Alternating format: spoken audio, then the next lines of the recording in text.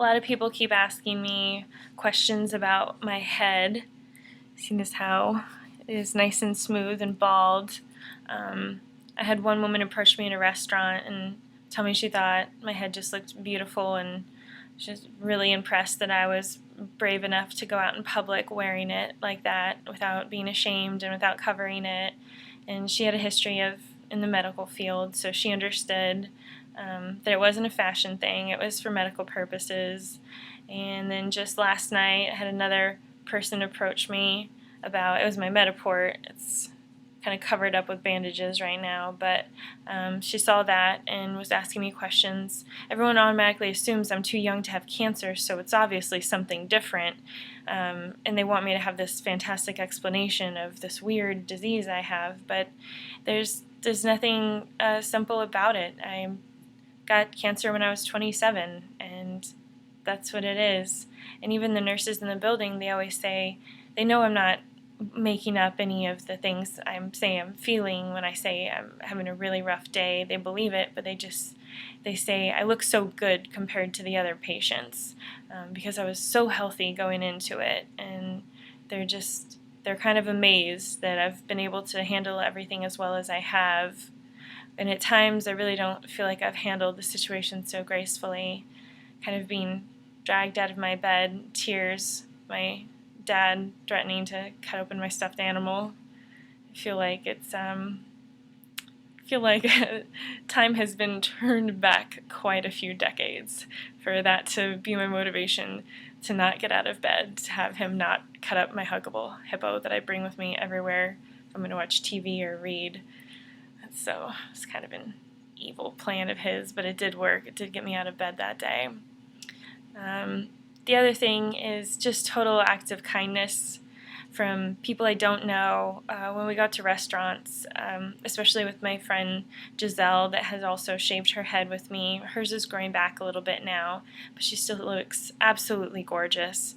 I think aside from people automatically assuming that we must be lovers in some way for her to have done that for me, others I think just realize that we're just really good friends, and she's an incredible person to have done that for one of her friends, and they just stare at us and gets a lot of compliments everywhere we go. When I'm not around, she always tells people, but if you think I look good, you should see my friend. Her head is perfectly shaped, and I keep hearing that from a lot of medical personnel. I don't know what it is. I'd be okay living my whole life never having known I had an absolutely perfectly shaped head with no creepy, weird moles or things protruding on it or from it. There's no horns growing anywhere. I would have been okay not knowing that. But now that I do, I can brag that I have a perfectly shaped head. And not only does it make a lot of people uncomfortable, I think, they stare at us, but then they look away really quickly, like nobody wants to engage.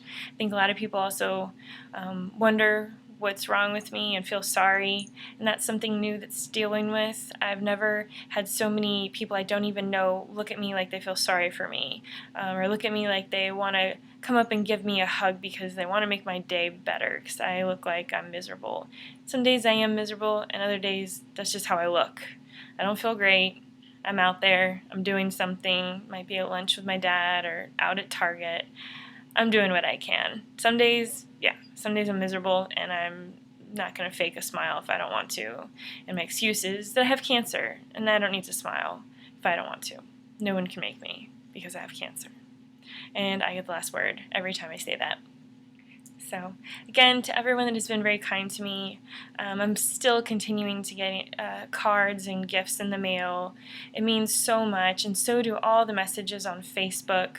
I can't thank everyone enough for all the support. It really means a lot, especially these last few weeks that have been so incredibly difficult, where I didn't think I could find the strength to get out of bed. Somehow I have managed to do so, and usually I get up to read a card or a message that a friend has sent, and changes the whole perspective of the day.